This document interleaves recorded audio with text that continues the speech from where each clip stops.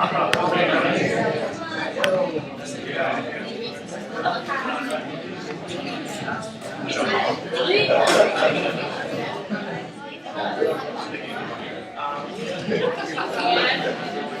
we're gonna go ahead and get started. It's 2:02, so I'm sure people will trickle in, but that's okay. So, we'll just let them sit down when they come in. Okay. So this is MYT Photography. Okay, as you guys probably know, if you're in the wrong class, you can go.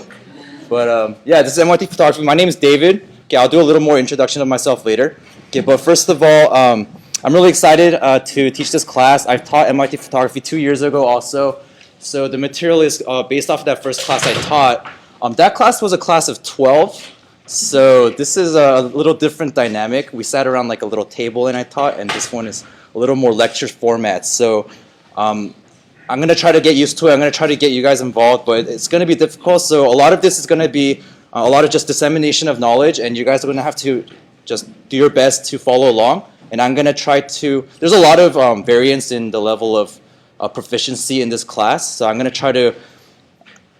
to go with the lowest common denominator and try to push everyone to the same place. Okay, so if you already know a lot of technicals, you might be bored for the first couple of weeks. I'm just giving you warning for that. Okay, let's see.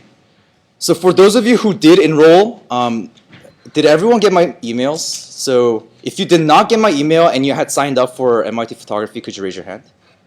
Okay, so there's a couple. Okay. And then, so what I'm going to do is I'm going to pass around an attendance sheet. So just initial next to your name. And if you didn't get an email, check your email on here.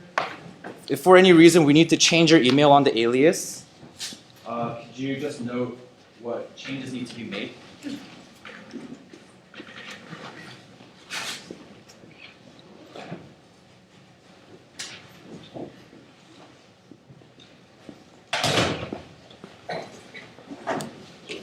Okay, and let's see. So I have most of my Canon people over here, right? And then Nikon's over here. And then if you're in the wrong section, it's okay. It's okay for today. It's mostly for if you have no idea where the button is on your camera, you can ask someone next to you who's using a Canon camera. Okay, because I don't have the time to go and answer all of your questions because we have 56 people. I think more than 56 now in this class. So you guys are going to have to help each other out, okay? So I don't mind if you guys are discussing photography-related things during the class, okay? All right, and at any time, if you have any questions, feel free to ask it. Okay, if it's too specific, I will address it afterwards with you, okay? And then at any time during the course, feel free to email me if you have any questions about specific things, okay? All right, so today we're going to go over some course info and logistics, and then we're going to discuss briefly what photography is. We'll go over the fundamentals of light, okay, which is really the basis of all photography. Okay, and then we'll go over what is called the exposure triangle, which is probably the most important thing that you need to know as a photographer in order to kind of move to the next level. And then we'll discuss camera metering if we have time, which I highly doubt. Okay, so that will probably be saved for next week. In terms of the course, the first 2 weeks will be devoted to photography fundamentals. All right, so if you have to leave early during this class, or you missed the next class, for example, I will have, so this is being recorded right now, and I will put these online, and I will put this lecture slides online also so that you can make it up. And I highly recommend that you find the time to make it up, because if you don't ground yourself in the first 2 weeks of material, the last 4 weeks of material won't mean much to you. Okay, so it really builds on itself. Photography has a really steep technical learning curve. A lot of people think it's just pointing and shooting a camera, but there's actually a lot to understand behind the scenes. Okay, so you guys will have to put a little bit of work in the first couple of weeks if you have no background experience. Okay.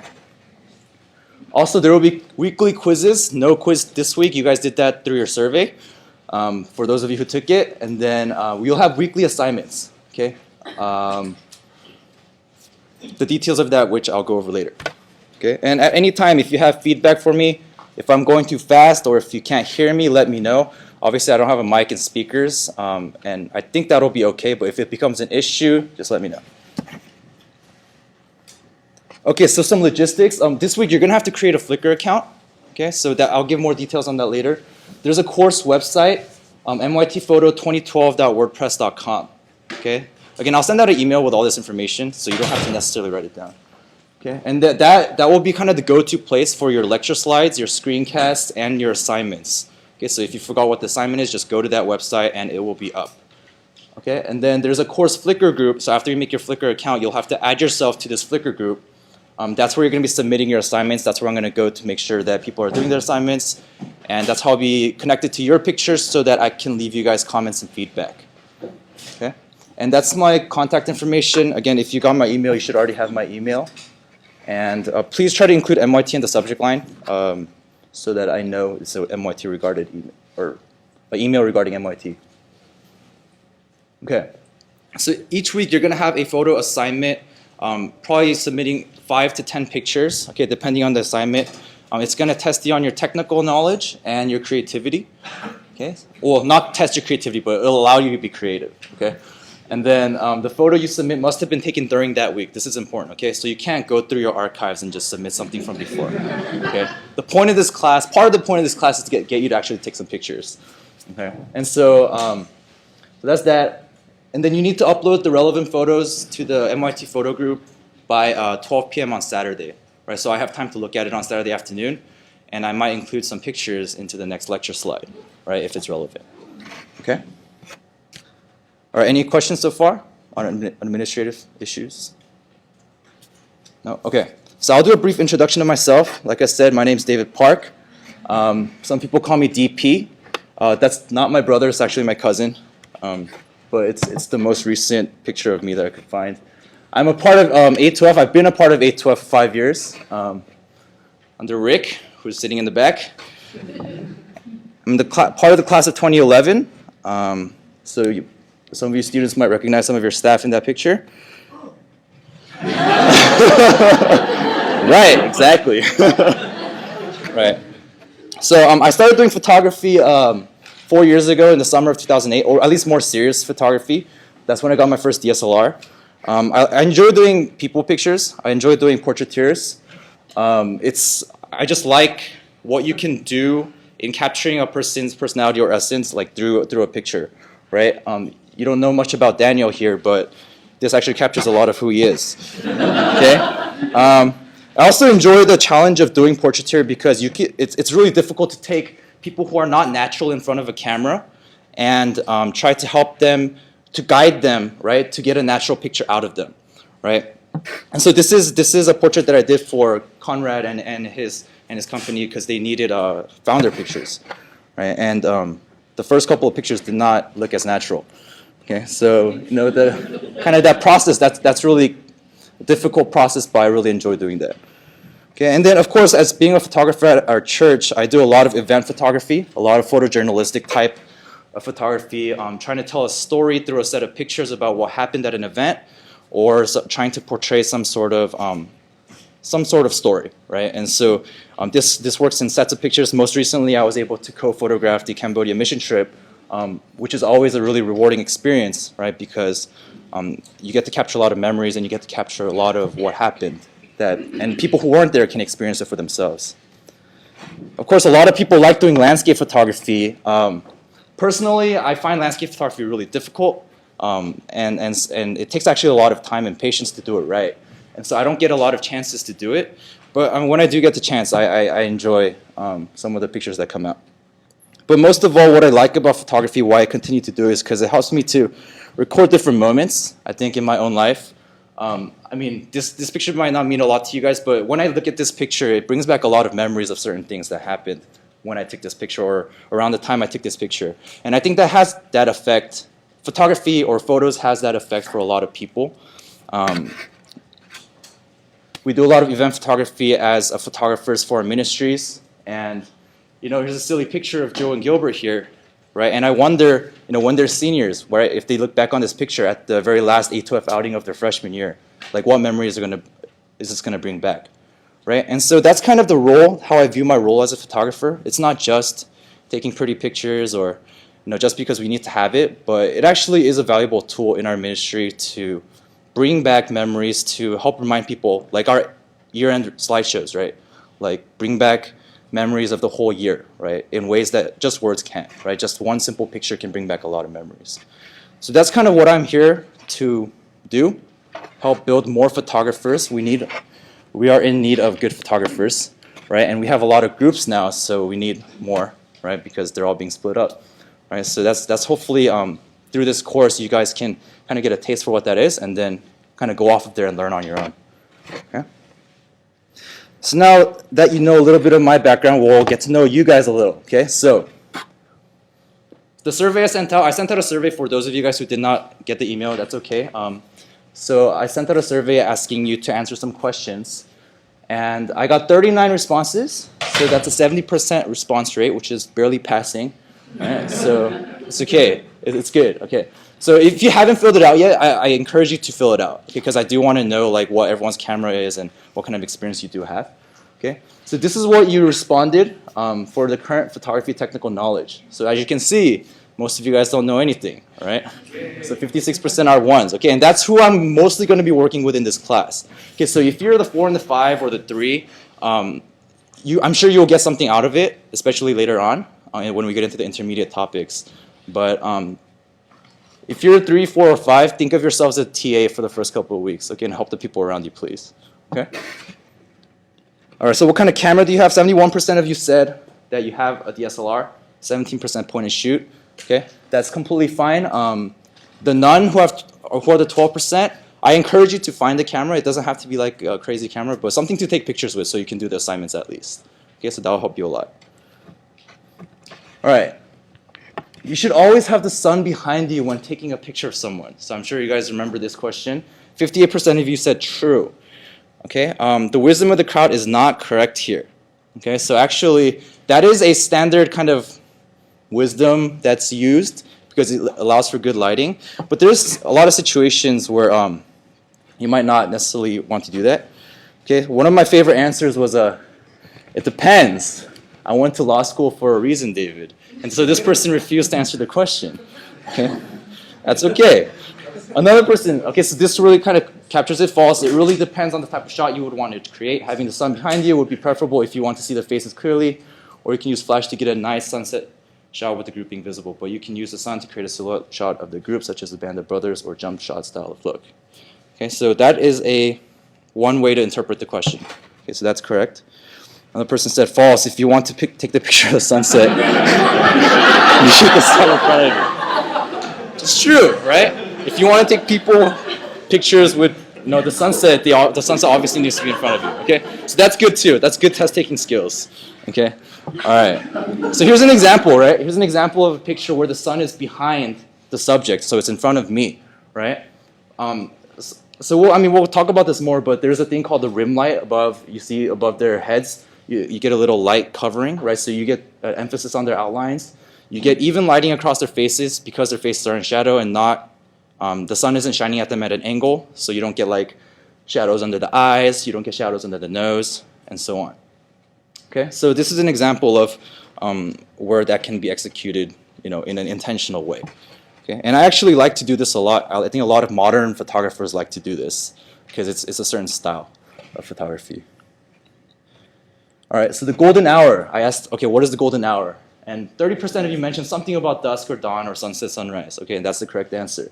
Okay, it's in general the first and last hour of sunlight on any given day. Okay, and the reason it's called that is because it has nice yellow and red hues to the light, and it's also a lower contrast light. So the difference between the light, sunlight, and the shade is a lot less. So you get less harsh lighting. Okay, so it's considered a good time to take pictures. Okay, what color is light under the shade? Because this is really interesting. 42% of you said blue, and that's actually the technical correct answer. It does depend on your surroundings, but if you look at the shade carefully, you'll notice that it has a bluish tinge to it. Okay, 21% of you said gray. Okay, well, gray would refer to the fact that it's not as bright, right? It's not really specifically a color, but it is a blue-gray, so it's like half right, maybe a third right. Okay, and then some other answers that I got were red, orange, yellow, green, brown, black, white, don't know, question mark. Okay, so we basically hit every primary and secondary color except for purple.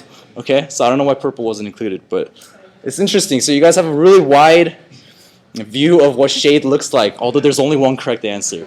Okay, so hopefully after this course you'll be able to identify correctly what the color is. Okay. All right. So now that we've gone over that, we're gonna get straight into the material. Okay, so photography. Okay, so what is photography? The root word, right? It comes from two Greek words, photos and graphy, right? It means light and drawing. So literally, it means drawing with light, right? And I guess the textbook definition is a visual recording of an event through the agency of light using a light-sensitive material, right? And then your light-sensitive material nowadays, at least in this class, is going to be a digital camera with a digital sensor. Okay, so we have to kind of understand what a camera is. This is a really high-level overview. So every camera has three components. Okay, you can't have a camera without these three components. Okay, first there's the lens. Okay, what the lens does is it takes the light around you and it focuses it. Okay, that's the primary function of a lens. It takes it and it focuses it into a certain area. You have a shutter. Okay, the shutter controls whether light comes in or not. Okay, really simple idea. And then you have a light-sensitive sensor. Okay, so depending on the technology, it uses different technologies. But back here, this is the sensor, right? So you can see the light will travel through the lens, right? There's a shutter right here, and then the light-sensitive sensor right behind it. Okay, so that's how a modern DSLR works. That's how every camera works, pretty much. Okay, so the most important thing here is not the lens, shutter, or the light-sensitive sensor. Okay, it's the light that comes through. Okay, in photography, without light, you cannot do photography. Okay, there is no such thing as a picture without light. Okay, so our first major topic in this course is going to be kind of thinking about the fundamentals of light. So how should we start to think about light? Okay, so here's a picture where the subject of the photograph is the light, right? But often that's not what you're doing, right? Often you're using the light to take a picture of something else, right? I remember a couple months ago, I was eating dinner. I think James Kim was there, right? James Kim, the praise leader. He pulls out his iPhone. He starts to show me pictures of Jesse, right? And it's like really cute, right? And then he was asking me, hey, like, could you like critique some of these pictures? And we were kind of talking about different pictures that he has. And then at the end, he was like, if you could summarize photography into like one lesson, like one sentence that I can remember because I have bad memory, right? What would it be, right? And so I had to kind of think for a moment, right? And in the end, I ended up telling him it's all about the light, right? And I think that's something that people don't realize. Photography is not about the object that you're taking a picture of necessarily, right? It's about how the light hits that object, right? Because depending on how the light hits the object's going to look completely different, right? So you can imagine light hitting me from the front, light hitting me from the back. It's going to create a different picture. Right, so the object's there, right? Landscape photography, like Half Dome, it's there, right? Half Dome looks the same all the time, except the light changes constantly, right? Depending on the color of the sunset, depending on the clouds that are around, is it overcast, like, what's going on around it. And so depending on the light, Half Dome looks different. And that's just the reality for all pictures that you take. Okay, so as a photographer, one of the first things you do is you learn how to think about light. Right, you learn about the colors of light, you learn about how light reflects, you learn about different sources of light and what temperature there are. Right? And so these kinds of technical things, we won't be able to drill into the details, but they're available for you to learn. Okay, so let's talk about some basic things. Okay, light always has a source. All right, a really common source for us is sunlight. Right, so it comes from the sun. Other things like indoor lighting, fluorescent lighting, tungsten lighting. Right, there's a lot of different sources of light. And we only see something that has light, that light has already bounced off of. Okay, so there's a concept of incident light and reflected light. Okay, so incident light is the light that comes directly out of that fluorescent light, right, and it's coming down at you. But I see all of you because of the reflected light, right? And the camera is looking for reflected light. Okay, so this is going to be important later on when we start talking about camera metering, right, which is how does the camera know how bright a picture is? Okay. Light can be bounced or it can be bent. So bounced is, it bounces off an object, bounces off a mirror, bounces off a flash bouncer, or it can be bent, right? That's what a lens does. It bends light so that it focuses. Okay, and it always does so in predictable ways. Okay, light varies hugely in brightness and color. The the light, strength of that light and the strength of the light outside in the sun on a really bright day, it's on the order of magnitude of like over 1,000 times brighter. So it's actually really big of a difference. You don't know that, or you don't realize that, because our eyes are really good at adjusting. So it can adjust like within seconds, right, to the change in light. Cameras are not so good at that. Okay, so cameras, that's why you've probably taken or seen pictures where like part of the picture that's in the sun is like, you can see it, but in the shade it's like completely dark, right? But when we're there looking at that scene, we can see both, right? Because our eyes are just really good at doing that. Okay, but cameras are limited in that way. Even the best DSLRs cannot handle that, okay, like eyes can. Okay, so that's something you have to realize about your camera and about kind of the strength of the light. Also, not just the brightness, but also the color of lighting is very different. We're going to be discussing that. Okay, so that's something to be aware of also. Okay, so what are some common light sources and some characteristics? So sunlight, okay, is very strong. It's a neutral to warm color. Okay, it's cool under the shade. So by cool, I mean it's blue. Okay, so that's kind of the technical term. It's warmer is more red and yellow, and cooler is more blue. Okay, and then during sunrise or sunset, during the golden hour, it's warmer. Okay, so sunlight varies based on its relation to the horizon. Okay, tungsten lighting is very warm, very weak. Okay, that's pretty much all you need to know about it. Fluorescent lighting is very weak. It tends to have a greenish tinge. Okay, and fluorescent lighting isn't necessarily warmer or cooler.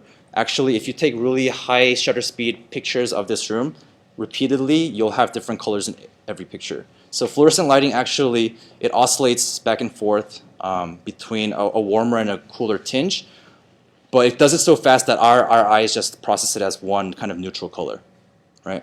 But actually it has a green tinge to it, and you don't see that either because your eyes are already adjusting for it. Your brain's adjusting for that, okay? But that's, when you take a picture, it becomes really evident, okay? And then a flash. Okay, so flash is a little different. It's a little more advanced topic. We're not going to really cover it in this class, but all of you guys have been exposed to flash. It's not a continuous source of light, which is why it's so difficult for us to think about it, right? We're used to light being continuous, but a flash is a sudden burst of light, right? And the way that the camera interprets that is very different from how continuous light works, okay? But it's also a relatively neutral color, okay? All right, any questions so far? Types of light sources, yes? Is tungsten like incandescent light bulbs? Yeah, incandescent light bulbs would be tungsten, right? Even the newer, like the energy-saving ones, those tend to be kind of a mix of tungsten and fluorescent. They don't really carry the characteristics of either one. It's kind of a mix. Okay. Any other questions? All right. So let's go into the next thing I want to talk about, which is properties of light.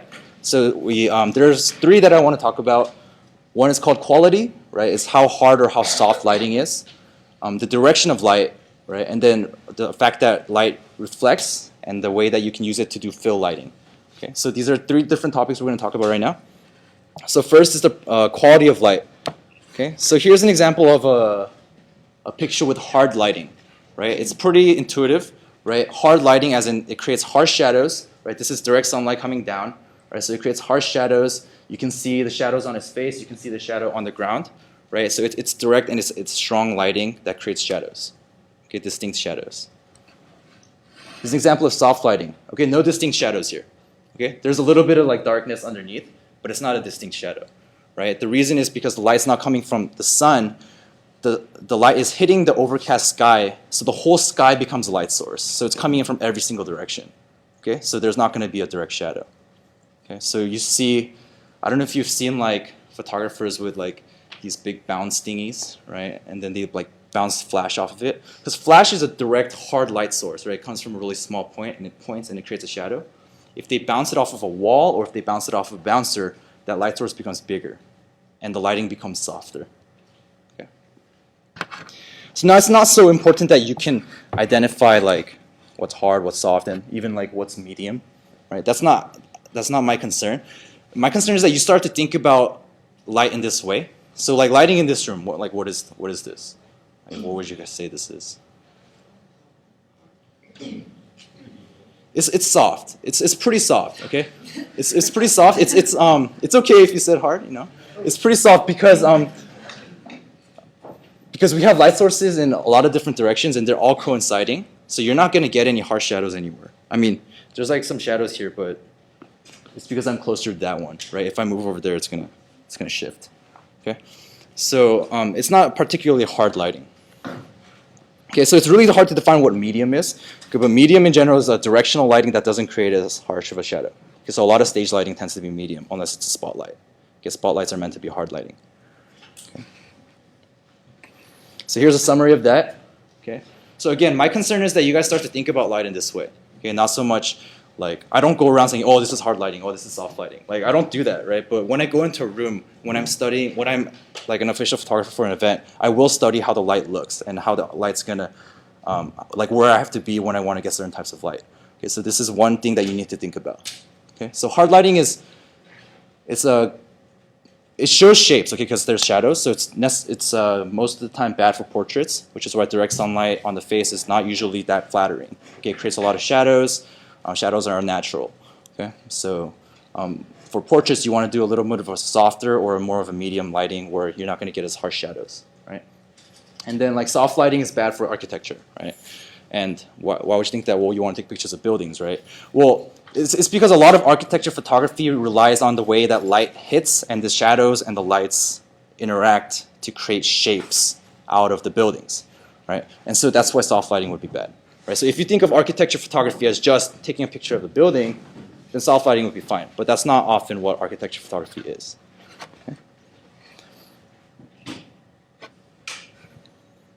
Okay, great. Any questions on quality? Quality? No, okay. All right, moving on to direction. Okay, so next thing you need to think about when you're thinking about light is where is it coming from? Which direction? And which direction do I want to make it hit my subject, right? So in a lot of indoor rooms, you're not going to really have directional lighting. Okay, so like this room, you don't really have directional lighting. If any direction, it's top to bottom, right? It's just downward. Okay, and so that's kind of the case for this. It's pretty diffused. It's pretty soft, right? Okay, and then the next one is front lighting, right? Which is really basic. It's the sun behind you hitting the subject, right? The spotlight behind you hitting the subject, right? So this is front lighting. It's hitting the side of his face, but from your perspective, it's front lighting. Okay, it's the light source is behind you, right? Front lighting. Okay, here's an example of direct light coming straight in. Okay, if I could redo this picture, I would turn them around, right? The example of backlighting that I gave. Okay, I really prefer that because I think people, it just looks more natural because it's soft lighting on their face, right? So you can see kind of the shadows, right, in this kind of lighting, and this is a really, I mean, people do take this picture all the time, and it's fine, right? Again, it's a style sort of thing. Okay, here's an example of side lighting, right? So side lighting using medium light used to create a dramatic portrait. So you can see that their ears on this side are not shown, right? So that's why it's evident that it's side lighting. All right.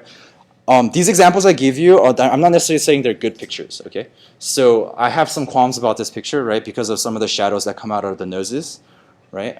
It's not necessarily the most flattering of portraits, okay? But it's an example of side lighting. Okay? Again, another downside to side lighting in a group picture, right? You get people's heads becoming shade on other people's faces. Okay, so that's really common. So in group pictures, maybe side lighting is not the best thing to do, right? But again, if you're in a situation where you have to use it, I mean, it's better to have a side lighted picture than to not have a picture at all, right? Okay, an example of another stage, side lighting. All right, and then there's backlighting. Okay, so we don't just go around taking pictures of each other. This was for a project that we did. We were taking a photography class together. Okay, so example of backlighting. Again, you get the rim light. So this is called the rim light, R-I-M, rim. Right. So it creates an outline on the subject, right, and it creates even lighting on the front of the subject. Right. So it's often my lighting of choice. Again, backlighting, example of backlighting. And as you can see, all of them have that kind of like rim light that creates an outline on them. And that's really the main motivation to use that kind of lighting. Okay. And again, someone mentioned silhouettes, right, in the survey, right? So you can take, you can only do that through backlighting. Okay. So if you choose to darken them completely. Okay. Any questions on direction? Pretty straightforward, right? Okay, the hard part is you know, as you're shooting, you're thinking about all this. Okay, so it has to become habitual. Okay, okay. Third thing, reflections and fills. So light reflects. Okay, light reflects. That's why I can see you guys. And the fact that light reflects is good because that means we can use reflected light as a secondary light source, right? We don't just have to use these. We don't just have to use our flash. We don't just have to use the sun. Okay, we can use reflections as fills. Okay, so fill lighting refers to a secondary light that fills kind of the darker areas of the picture, right? That differs from the actual main source of light. So here's an example. So I took this screenshot from the new student welcome night video we showed 2 years ago. So you can see the main light, the source of light, is coming from behind Nick off to the side and hits the side of him. Okay, hits the side of him, but his face is pretty well lit. Okay, we didn't have any other equipment there. I was using sprawl steps, all of sprawl steps as my fill light. Okay, because the light's coming in straight into sprawl steps, bounces off of it, and it bounces onto Nick. Right, so I had like solid fill lighting.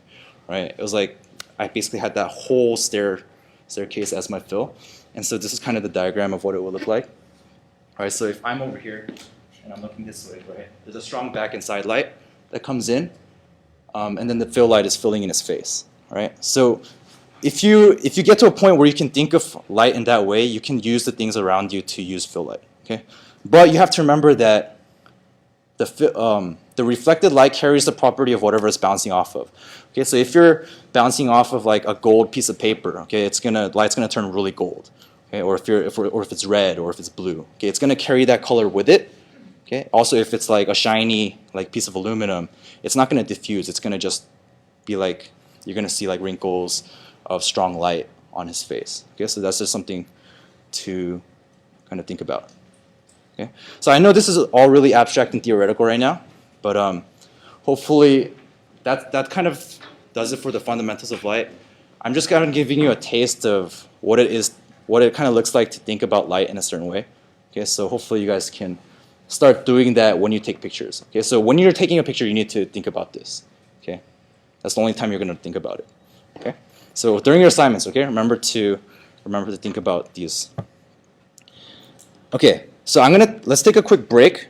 Okay, and then we're going to go into exposure triangle, which is kind of numbers heavy. Okay, so I want you guys to take a little break, rest your brains a little bit. So we'll take like a 3-minute break.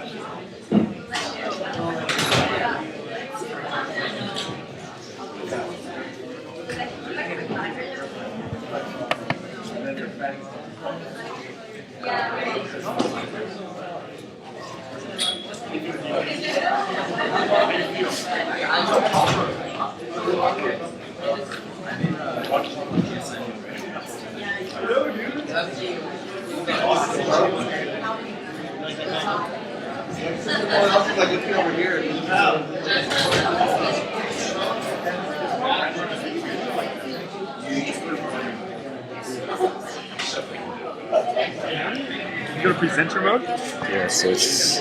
You asked him how to do this thing? Yeah! Dude, it's like the easiest thing. No, but presenter mode? Yeah. Presenter view, right? Yeah, presenter view.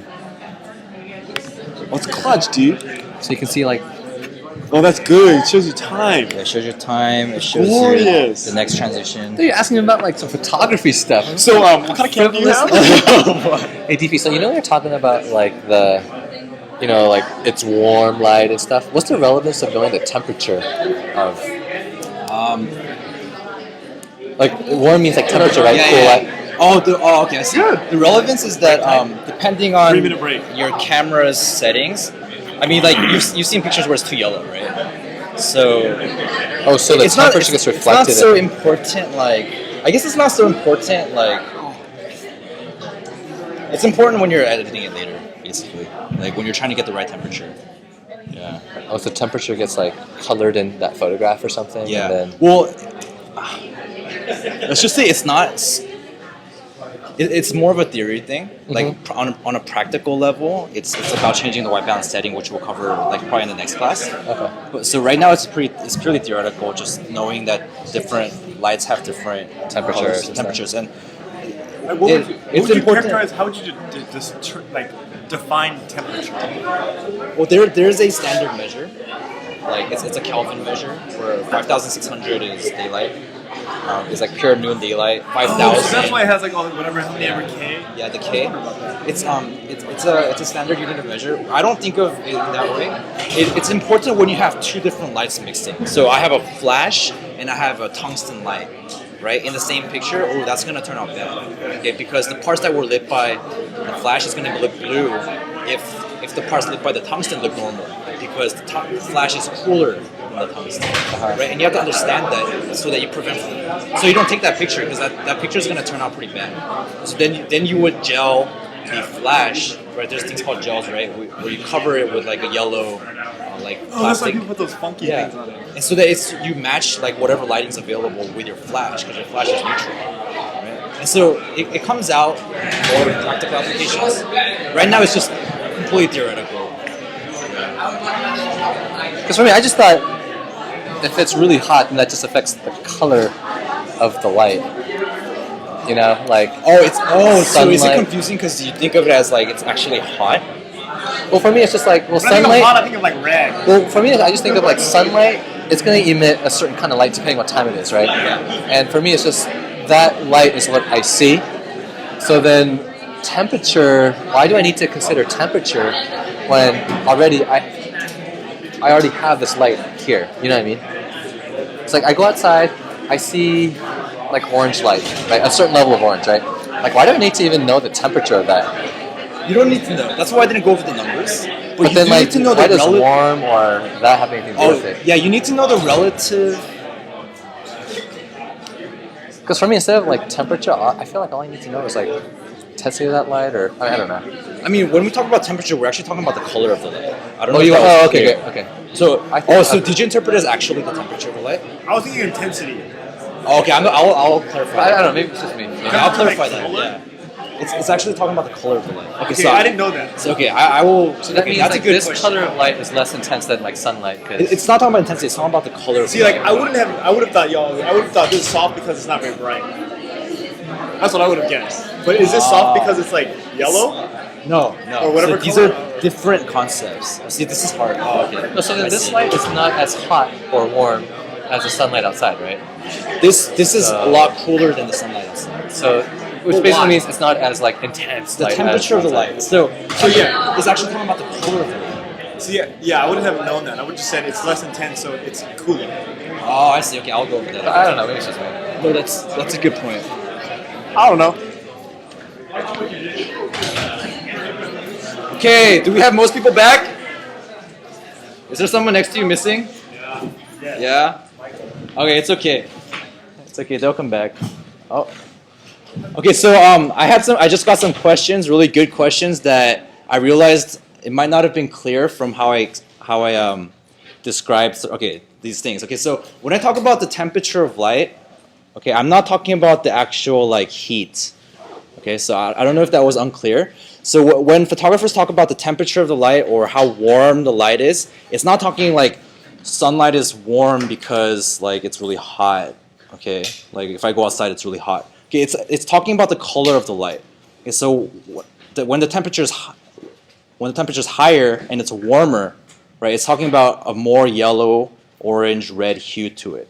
Okay, rather than cooler light, which is bluer. Okay, so it's not talking about the temperature of the light at all, like the actual temperature, right? Because, yeah. Okay, so hopefully that's clear. Okay, any questions regarding that? Okay, and also when I talk about soft and hardness of light, it's not talking about the intensity of the light. Okay, so it's not talking about how bright it is. Okay, so an overcast day can be soft, right? But that's a lot more intense than one light bulb which I hold next to my face, which is going to give me hard lighting. Okay, so it's talking about the shadows that are created.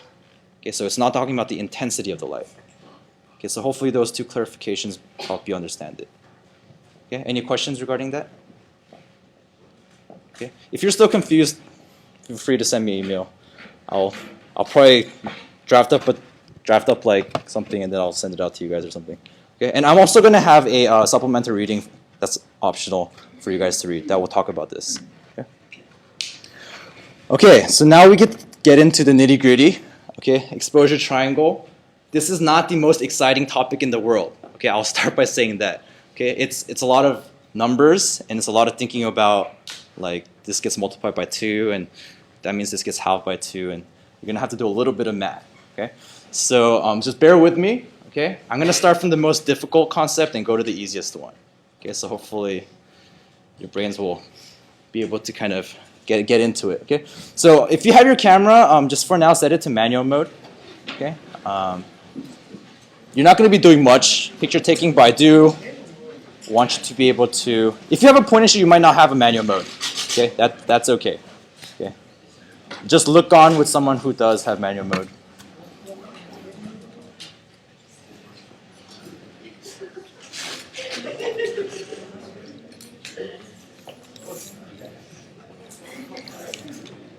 So this is when you help each other out. So if you have a DSLR, you should have a little knob on the top, right? And it should have an M. Okay, the M means manual. The manual means that you're controlling the exposure manually. Okay, so these 3 elements that we're going to talk about. Okay, look up if you're on manual mode. Okay, great. Okay, enough of you are on it. So the exposure triangle, it's called the triangle because there's 3 elements to controlling exposure. Okay, so when I talk about exposure, it's talking about how bright or how dark the picture is. Okay, now how bright is bright enough, how dark is too dark, that's a little bit relative and subjective. Okay, but there's obviously an acceptable range. Okay, so if your picture's all white, okay, it's too bright. Okay, or if your picture's all black, it's too dark. Okay, so you need to be able to see what the subject is. Okay. So that's what I talk about. That's what I mean when I say exposure. The 3 elements are aperture, which are often described in these F numbers, like f/5.6. Okay, we'll talk about what that means. And then the shutter speed, right, which is how long the shutter is open. So that's like 1/200 seconds, or like 3 seconds. Okay, which is a pretty long shutter speed. And then we have sensor sensitivity, right, which is described in an ISO number. Okay, often ranging from 100 to 1600. Or in some modern DSLRs, it goes up to like 12,800 or 25,600. Okay? And now before we go into kind of each specific one, I have to teach you some terminology. So photographers, we have this thing called stops, right? So I'll tell someone, hey, you need to make that picture stop brighter, right? Or stop darker. Okay, and what that means is if I say 1 stop brighter, I'm saying that you need to make the picture twice as bright. Okay, so it's 2 to the number of stops. So if I do 2 stops brighter, that means I get 1 stop brighter and then another stop brighter, which means I did twice as bright and then twice as bright again, which is 2 times 2, right? So 4. Awesome, great. Okay, so 3 times brighter, right? So if I have 3 times brighter, so if I'm going 3 stops brighter, so it's 2 times 2 times 2 times 2. I doubled 3 times. So then I'm going 8 times brighter. Okay, that's basically what we mean when we say stop. So I'm going to be referring to that. I'm going to be using that language. So that I just need to introduce that to you. Okay, any questions? All right. So let's get into it. Okay. This is gonna be a piece of cake. Okay. After we go over this. Okay. So this is our end goal. Okay, that you can read this table. Okay. For now, we're just gonna skip it. Okay. All right. We're just gonna skip it. Okay. All right. So we're gonna start with aperture. Okay. Aperture is often the most difficult to understand. People have a lot of trouble with it. Okay. So we're gonna start with it. Okay. Because I want to challenge you guys. Okay. And after it'll just be really easy peasy. Okay. So aperture is often described in these F numbers. It's referring to the size of the hole that lets the light through. Okay, to put it simply. Okay, so this lens, right, at 1.4 it lets that much light through. At f8 it lets that much light through. Right, big difference, right? So that's really all it's referring to on a very high level conceptual thing. It's measured in some crazy ratio thing, Okay, that's how they calculate it. You don't need to know it. I don't know how they calculate it. It's okay. Okay, you don't need to know that in order to be able to take pictures. Okay. What you do need to understand is the effects and the side effects of changing this. Okay, so and also the terminology. Okay, so a small f number is a large aperture. So if I say to increase your aperture by a stop, I'm asking you to make your hole, the hole in the lens bigger. Okay, increase your aperture, hole bigger, number smaller. Okay, this is confusing. Okay, increase your aperture, hole gets bigger, number gets smaller. Okay, so look, right, 1.4 is very big, f8 very small.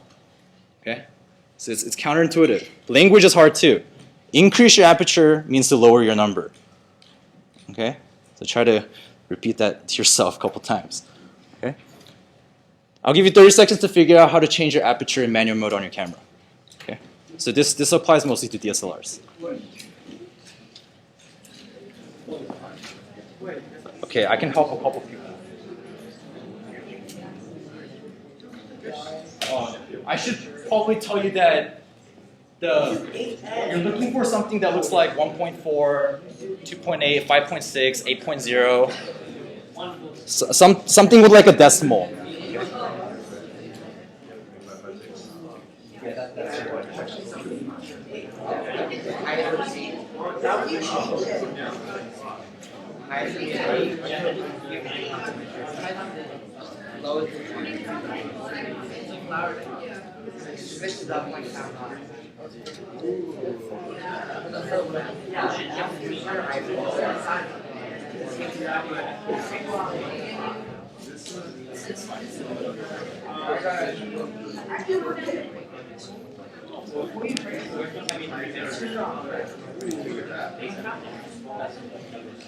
Yes. If your camera doesn't go below like 5.6 or 3.5, that's fine. Okay, I'll explain why that is. Okay.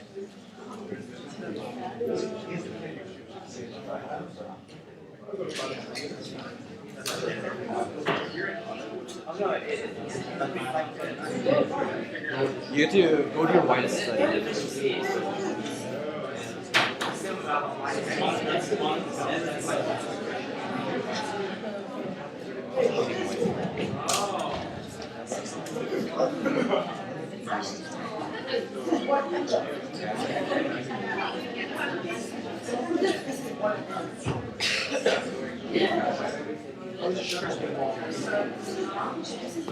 Okay, is anyone having issues?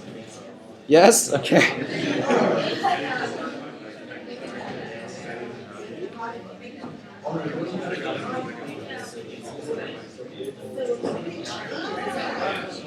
So on Canons and Nikons, the dial that you shift with your index finger is most likely going to be your aperture control.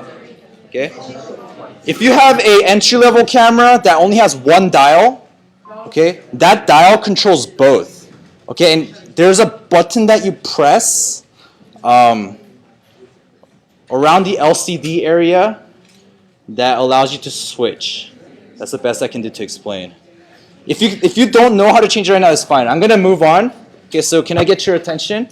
Okay, so if you haven't figured it out yet, it's okay. You can figure that out for homework. Okay? Or just ask me after.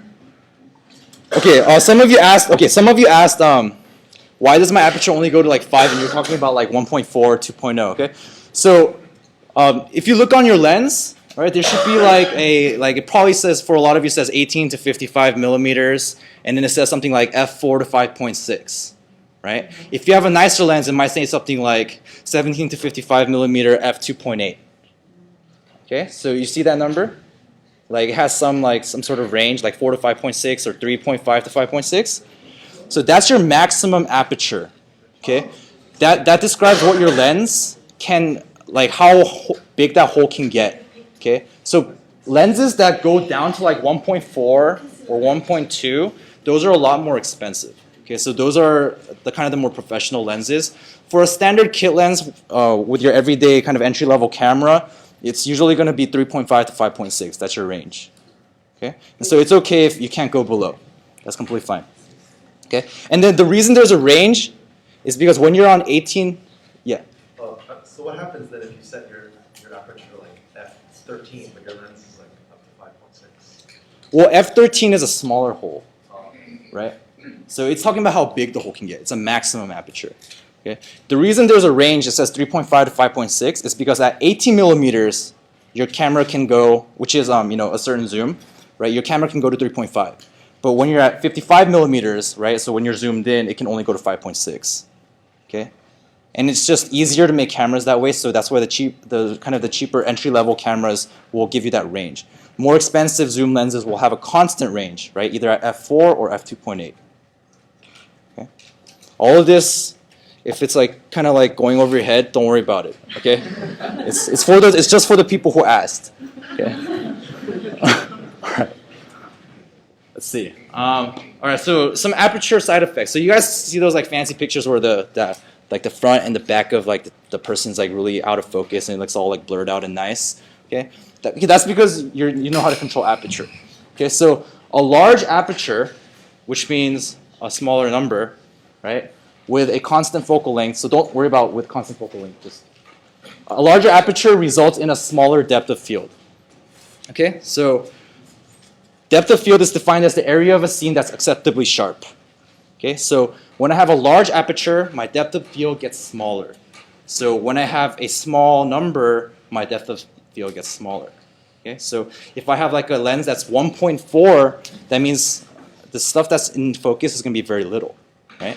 And if I'm using f8 or f11, a lot of it's going to be in focus, right? So to kind of demonstrate that here. So this person's probably using like f11 or like f18 or f22, something really big. The number's really big. That means the hole in the camera is really small. It's a really small aperture. But that means that the depth of field is very large. A lot of stuff is going to be in focus. So this is often used for group shots, right? Or landscapes where you need a lot of things to be in focus. When you're, okay, I have to do this again. So when the aperture is big, the f number is small, that means your depth of field is small, right? And so not much is going to be in focus. This is often used in portraits, right? When you want to highlight somebody, right? A specific person, and the things behind them and the things in front of them are out of focus, right? And so this can be used kind of as an artistic element, but it's also used, aperture is also used to let light in, right? So if you're in a dark room, you need to use a small f number, which means a large aperture, which means a large hole, okay, for more light to come in. Okay, so in photography, you have to make a lot of compromises. Okay, so sometimes you'll have a group shot in a dark room, right? And so you'll have to use like f2.8, which means the depth of field is smaller, right? But that means like if you focus on the front row, the people in the back row might be out of focus. Okay, well, sometimes you have to do it, right? Because then otherwise the settings won't work, right? Okay, so these are the kinds of, as you learn each of these elements, they don't act on their own. They're going to interact with the other two that we discuss later. And so you have to really keep in mind what aperture means as we learn these other things. Okay? Okay, some other things you should know. Lenses are soft at their maximum aperture, so all lenses are imperfect. Okay? So if you're using your lens, your kit lens at 5.6 and you're zoomed in, at 5.6, that lens is not going to be that sharp. I mean, to the naked eye, like it should look okay. Like on flicker, it looks fine. But if you zoom in, you're going to notice it's not that sharp, right? But if you stop down, right? If you stop down, so I'm using that language. If you stop down, which means to make it darker, which means to make the hole smaller, which means the f number gets bigger, right? Then the lenses get sharper. Okay, so your lens at f11 will be sharper than it is at f5.6. However, if you go more than f11, let's say you go to like f22, okay? It's like, wow, it's super sharp, right? No, it's not, okay? So at that point, the hole is so small that it causes diffraction, right? It causes diffraction in the light and actually causes your picture to get softer again. So there's kind of a sweet zone, right, where your lens is the sharpest. But often this is not really much of a concern in everyday shooting. Okay, you just have to choose the aperture that will get you the right exposure. Okay. Okay, so now our next activity is these apertures. Okay, these are one-stop increments. Okay, so there's actually, photographers think in 1/3 stops, but I'm not going to put that on you right now. Okay, so usually it's 1.4, 1.6, 1.8, 2, 2.2, 2.5, 2.8, and so on, 3.2, 3.54. Okay, so that's how I think about aperture. But I want you guys to just memorize this. Okay, I'm gonna help make you memorize this column right here. Okay, and I'm only gonna give you 1 minute to do it. Okay, so you just need to know the sequence of numbers. Okay, so these are one-stop increments, which means 2.8 doubles the amount of light from f4, right? Okay, so I will give you 1 minute starting now.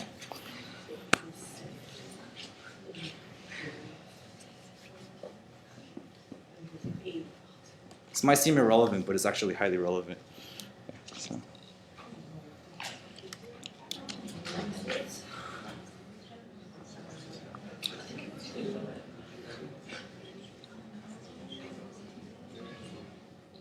So remember, you're just focusing on this column. Don't memorize other stuff.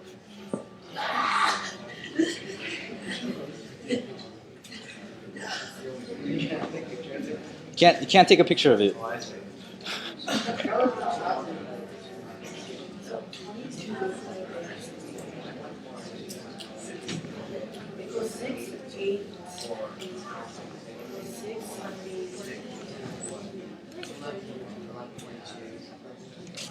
Where's the third attendance sheet? Does someone have it? Oh, okay.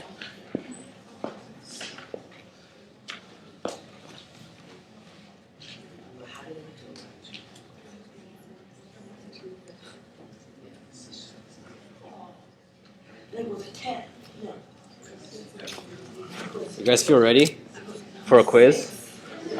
Because it's been 1 minute and 30 seconds already. Okay. Ooh, oh. All right. I'm going to call on someone. You want to go first? No, see, what I'm going to do is, okay, what's your name? What's your name? Are you repeating the numbers in your head right now? Joseph? Okay. All right, Joseph. So if I have F4 right now, and I want to go a stop down, what do I end up at?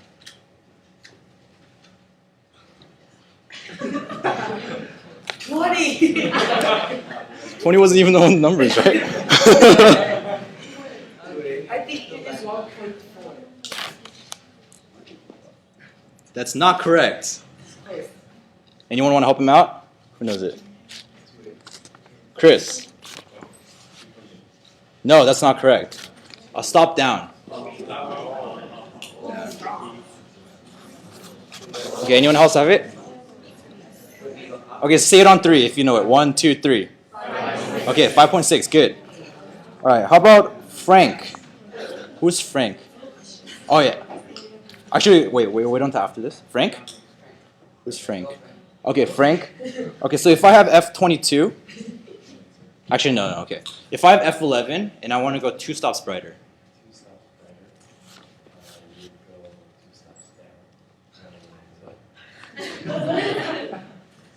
So what's 1 stop from F11?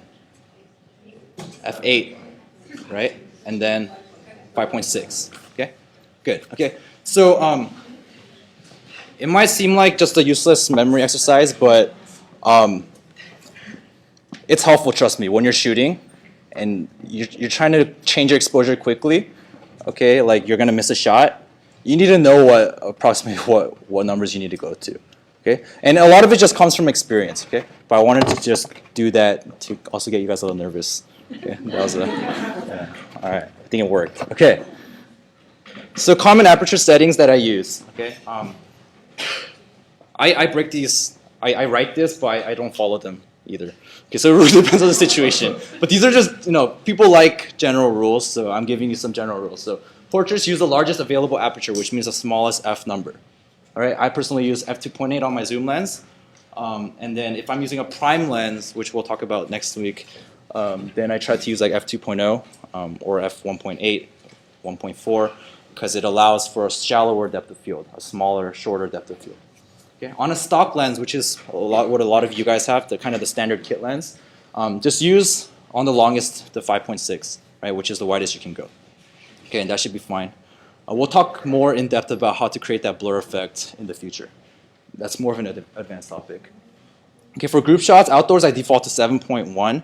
Okay, with 7.1, most scenarios you're going to get everyone in nice sharp focus, and you'll probably get the background in nice, relatively sharp focus too.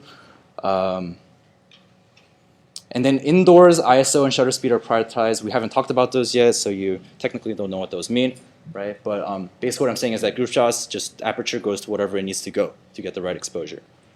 Okay, and then landscapes and architecture, yeah, f11. So it's basically get more of the scene in focus, so you use a smaller or a bigger number, smaller aperture. Okay, okay, we're moving on from aperture now. So what are your questions about aperture, if you have any? No? Okay. So now the most difficult part's over. Can breathe a little easier. So go to shutter speed. It's a lot easier to understand. Yes. Question. Okay, you can ask me later. All right. So shutter. Oh, question. Yes, Josh. Could you go back one slide? Mm-hmm. So you said on stock lens I would use 5.6 the longest focal length. That means 55. so you're zoomed In. in Yeah. and then you zoom. Yeah. Yeah. You in general, people don't use like wide angle to do portraits of people. So like if you're taking like a headshot of someone for baptism, right? You wouldn't use a wide angle, right? You'd most likely zoom in, right, and take a picture that way. Okay. Versus like walk up to them. Right. I mean that's one way to do it. You could get really close on wide and then like get in their face, right? But first they're gonna feel really uncomfortable, and the picture's gonna look distorted, right? People's faces look distorted on the wide end. Okay. Okay. Any other questions? Okay. I have done that before though. The pictures didn't turn out that well. Okay. It usually only works for if you're going for like a comical look. Okay, on the wide end. Okay. All right. So shutter speed. So it's a property of the camera shutter. This is kind of a diagram of how modern DSLR shutters work. It's actually what it does is the shutter itself is two panels that come down, right? And it just keeps coming down, and it allows a certain amount of light in. It takes 1/250 seconds for this panel to travel. Okay, so the front end of the panel and the back end of the panel, it comes down. The interval in between them is the shutter speed. Okay, so if it's 1/1000 seconds, then this one starts coming down, and 1/1000 seconds later, the second one's going to start coming down. And so the slit travels down.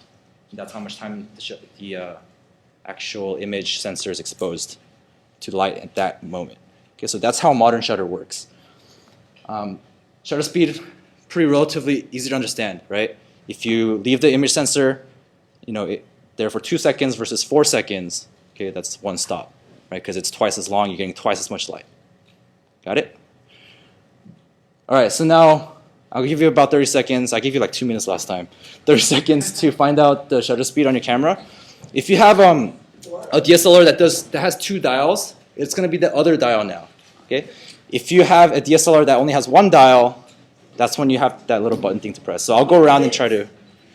If you have a point and shoot, I think this is irrelevant right now. Yeah, so don't worry about it. Yeah.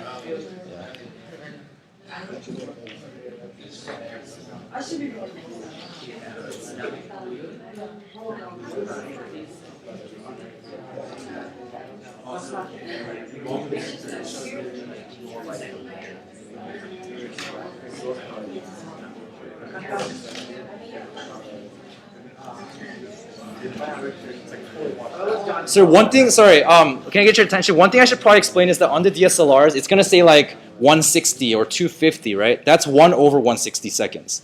1/150 seconds. And when it's actual seconds, it's going to have an apostrophe or the quotation marks. So it'll say like 2 quotation. That means it's 2 full seconds.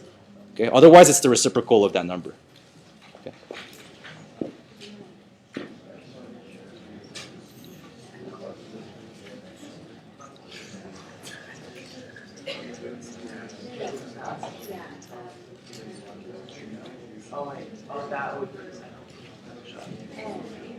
If you have an entry-level Canon, on the back of your camera, there should be a button that says AV. If you hold that button and then change your dial, that's going to change your aperture. Okay, if you just turn it down without holding that button, it's going to change your shutter speed. Okay, so that's how Canons work. I'm not sure about Nikons, never used one. So, good luck.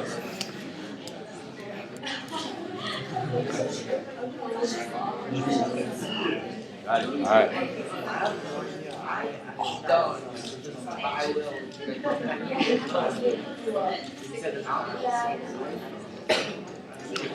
Okay, I'm gonna move on because we only have 23 minutes left. Okay, so for side effects for shutter speed, long exposure times causes motion blur. Okay, so you see blurry pictures and oftentimes you don't like it, right? So you need to know why those pictures get blurry. There's two sources of blur. Okay, one is this, the photographer shaking and like not doing a good job, okay, at his job.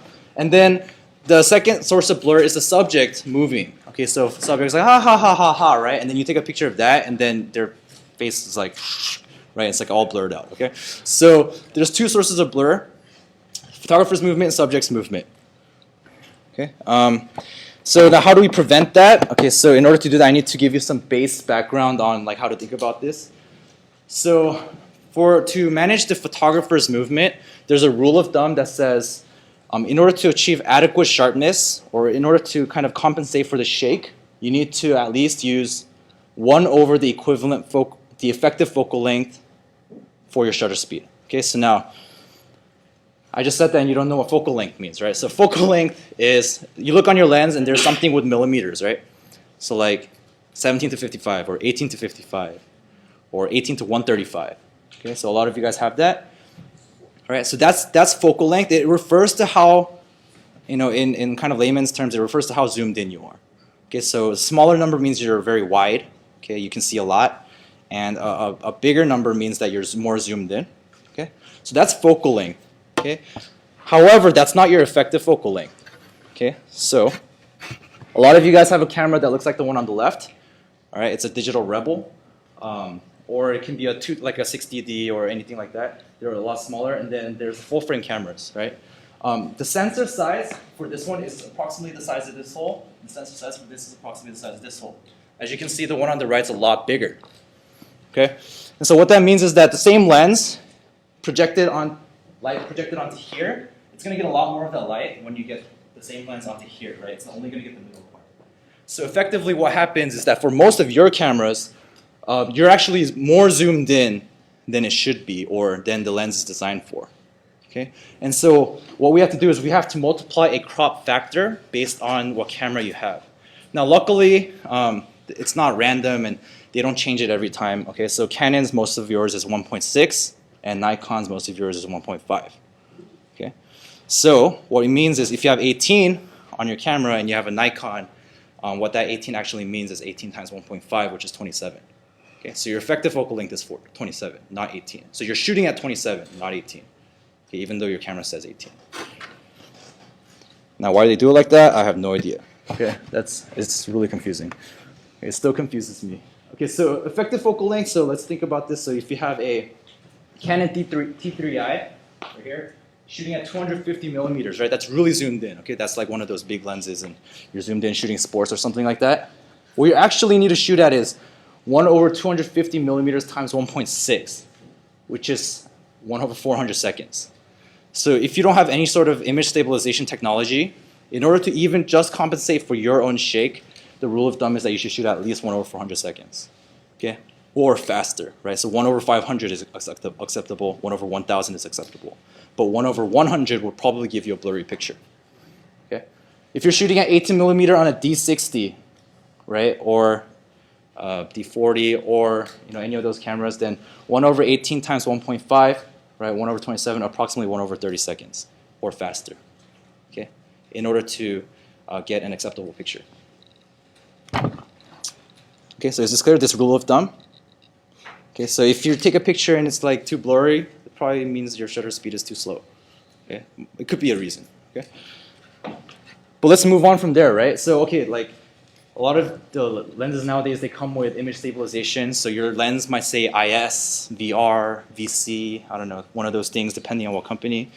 So if you have a Canon, it probably says IS. If you have a Nikon, it probably says VR. If you have a Tamron, it probably says VC. Okay, so they advertise like a 3-stop improvement, or some of the more newer lenses like 5-stop improvement, right? And it's crazy, right? Because that means, okay, if my lens is 80 millimeters, that means my minimum shutter speed on my camera is 1/80 seconds. But a 3-stop improvement would mean that I can shoot at 1/10 seconds, and it would be sharp, right? Which is pretty amazing, right? Which is great, okay? But there's another side effect, right? Which I talked about, which is the subject's movement, okay? You're taking pictures of like a Bible study or like an event. People are not sitting still for you to take pictures, okay? So if you shoot at 1/10 seconds, that shutter sounds like, okay?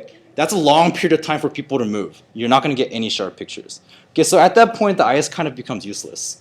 Okay, and so that's just the reality. I mean, IS, VR, VC, these are like marketing things that they use. I mean, they're useful in a lot of settings, but for a lot of people pictures, for even like, especially kid pictures, like pictures of children, you're not going to be able to compensate for their movement using IS.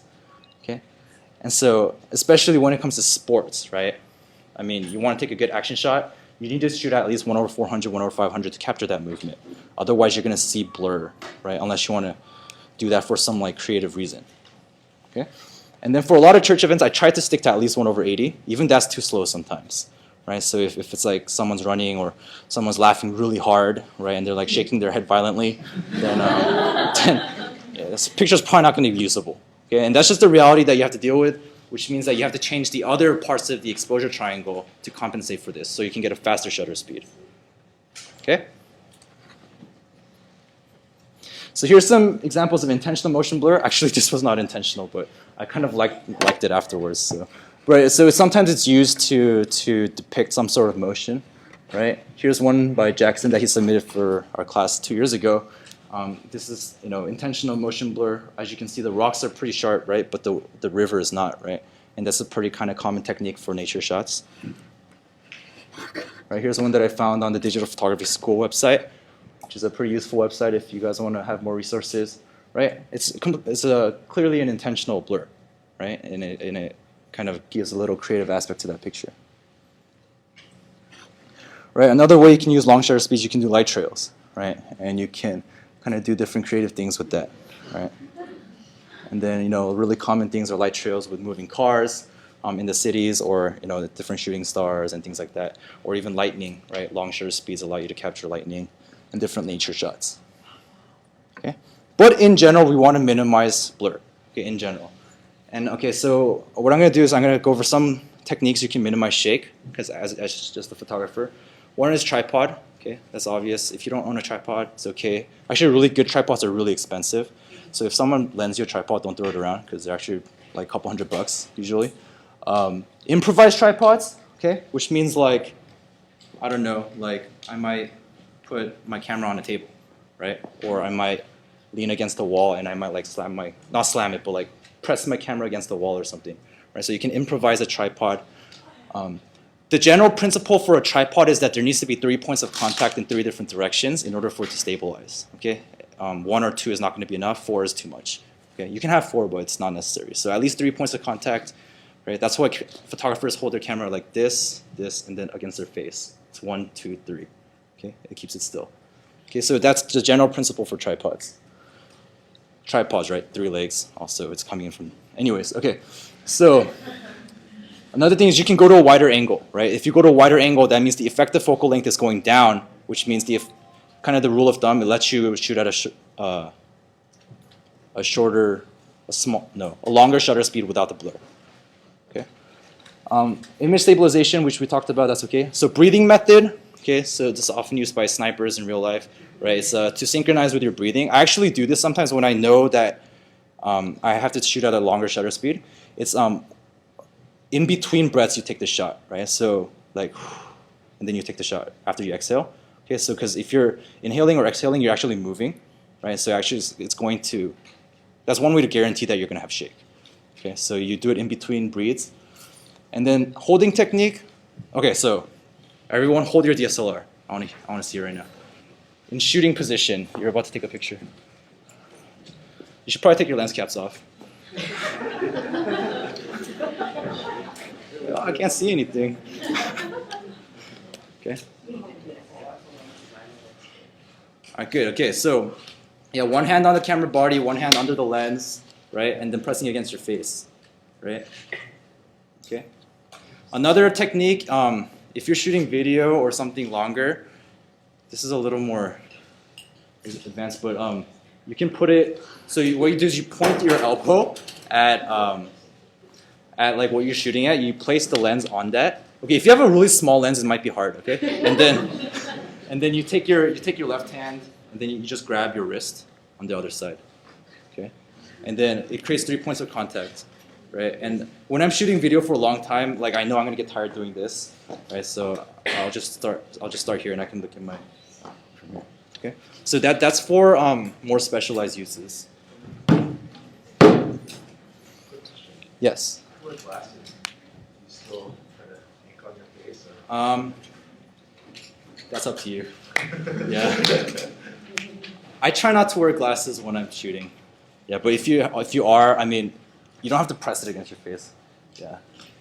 You just have to make, because I mean, it's only, you know, it's only for when you're taking that long shutter speed shot. If your shutter speed's pretty fast, you don't have to worry about it. Yeah.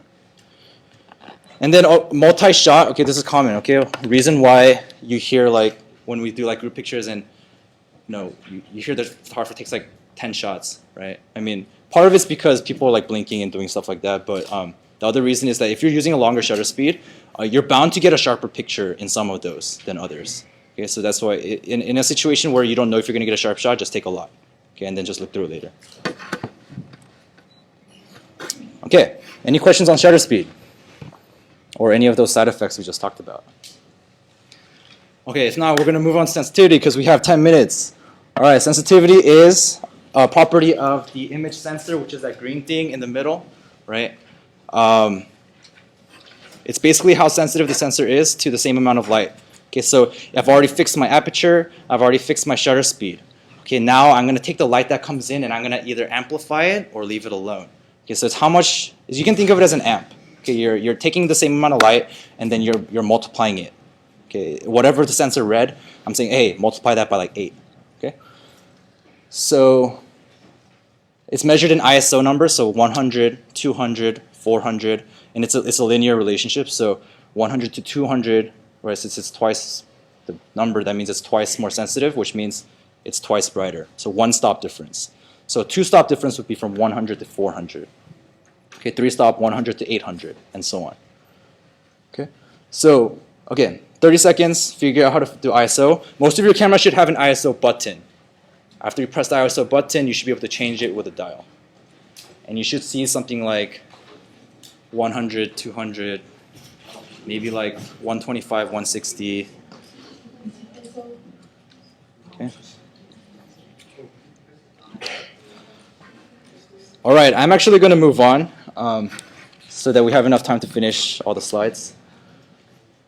So the side effect of sensitivity is that you get noise or grain in your picture. So you might have seen some pictures where you get like this kind of like nasty like array of weird red and blue dots and green dots, and it looks like there's like grain in the picture. Okay, that's a result of amplifying the randomness of like the light that your sensor receives. So each pixel it receives a different amount of light because wavelengths, there's like natural randomness in the world. And then when you amplify that a lot, the differences in those randomness get amplified, right? And so that's why you get noise. Okay. Overall, it decreases the amount of detail and decreases overall sharpness of your picture, so it's considered lower quality. Okay, so a rule of thumb is keep your ISO as low as possible, right? But like if you keep your ISO at 100 all the time, right? If you try to take a picture in here at ISO 100, I guarantee you're probably going to get a blurry picture. Okay, so that's just not possible. You probably need to shoot at ISO 1600 in this room, okay, or 800, right? If you have a DSLR, if you have a point and shoot, your pictures are not going to look that great in this room, most likely. Okay. All right, so we covered the main things. Okay, so to kind of review. The 3 elements of exposure are dependent on each other, right? So if I choose to increase my aperture, right, that means I can have a smaller shutter speed, right, which means I can capture better motion, right? But because I increase my aperture, I might not get everyone in focus because my depth of field gets smaller. And while I'm thinking about that, there's ISO on the side that I need to play with too. So it's the interplay of these 3 things that creates a certain brightness in the picture, right? And what you choose to prioritize depends on the situation. Now we'll cover more of that, kind of thinking about how to choose these settings next week in some situational discussions. But for now, it's really theoretical. Okay. Okay. So now hopefully it's not as intimidating. It probably still is. Okay, but it's really not that bad, right? So each column is talking about the relative stops. So if I start with ISO 800, right, a stop darker or a stop brighter, right? And now oh, as I go here, I'm going to have a lot of noise. Oh, less noise, better image quality, right? Oh, less stuff in focus, more stuff in focus, right? And then here I'm going to get less blur, more motion blur, right? And then so you have to kind of think about how to adjust each of those. Okay, so that's kind of what when photographers look like they're spacing out, like during an event, they're probably thinking about the exposure that they need to shoot at. Okay. I had some mental exercises for you guys, but I think I'm going to skip these. Okay. And before we do that, okay, so here's your assignment. Okay, for week 1, it's due this Saturday. All right. So again, this will all be on the website, so the link and stuff will all be there. Optional, read the article that I will post. I highly recommend it. It's going to be basically a review of what we just talked about today. Okay, so if it's your first time learning it, it's Cambridge in Color is a really great website. You guys can look at the other tutorials they have. I found this website later on, like after I had studied all this stuff, and if I had known this website, like it would have helped me a lot. Okay, so second thing, set up your Flickr account and then add the MYT group. Okay, all the links will be online. I have a page called Setting Up Flickr on the WordPress. Okay, and then submit 5 pictures to the MYT group for this week's homework. Okay, first is a picture that you really like. Okay, preferably the one that you've taken. If you don't have any pictures that you've taken, or you don't like any of the pictures you've taken, okay, then just it's okay if it's someone else's picture or it's a famous picture. It's fine. Okay, I just want to know, and then I want you to caption it, explain why you like it. Okay, and then also discuss the lighting in the picture. So is it front, is it soft, is it hard, like what's going on with the lighting. Second, self-portrait that tells me something about you, be creative. Okay, I know this, like some of you feeling awkward right now. Okay, it's okay, everyone's gonna do it. Okay, so self-portrait, creative self-portrait. Again, I want you to discuss the lighting, okay, of the picture. Okay, you don't have to make the lighting intentional, just whatever it ends up being, just describe it. Okay, and then the third thing is, this one's a little more intentional, a little more technical. I want you to take a picture of something or anything, okay, but I want you to vary the lighting only. Okay, so preferably your lighting will be like a lamp or something you can move around. Okay, I want you to take the same picture 3 times with different lighting, so only the light moves. Okay, and upload those 3 pictures, so a total of 5. Okay, any questions? Yes, Annie. When you say self-portrait, does that mean like MySpace style? Like this. Okay. So my cameras, yeah, it can be a mirror or it can be like whatever you want. It just has to have your face in it. Okay. It's mostly for me to associate your Flickr account with who it is. Okay. So I need to be able to know who these Flickr accounts are. Okay. So yeah, self-portrait. It doesn't have to be like crazy, but try to be creative. Okay. And I don't think we have enough time for it. Actually, we have 5 minutes. So I want you guys to try this. Okay, so this just follow the instructions. And if you had any specific questions during the thing, you can ask me now. Okay. So besides that, that's the end of week 1. I'm gonna all of these. Oh, by the way, all of the lecture slides and the recordings of the lectures are going to be available on the website for download.